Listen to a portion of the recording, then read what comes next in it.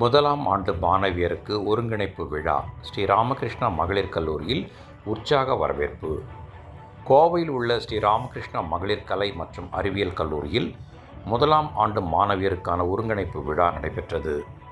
SNR sons அறக்கட்டளையின் நிர்வாக அறங்காவலர் முனைவர் சுந்தர் ராமகிருஷ்ணன் தலைமை தாங்கி தேசிய அளவிலான பல்வேறு ஆய்வுகளில் கல்லூரி பெற்ற விருதுகள் மற்றும் சாதனைகளை எடுத்துரைத்தார். மாணவிகள் கல்வியுடன் தொழில்நுட்ப திறன்களையும் வளர்த்து கொண்டு உடல் மற்றும் மன வலிமையுடன் வாழ்நாள் முழுவதும் கற்றலை தொடரும் மனப்பான்மையை வளர்த்து கொள்ள வேண்டும் என்று வலியுறுத்தினார்.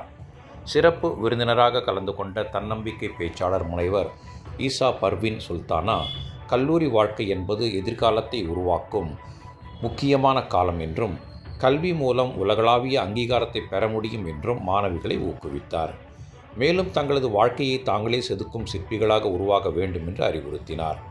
கல்லூரி முதல்வர் முனைவர் கி. சித்ரா கல்லூரியின் சாதனைகள் மற்றும் மாணவியர் பல்வேறு துறைகளில் பெற்ற வெற்றிகளை எடுத்துரைத்து புதிய மாணவியரை வரவேற்றார்.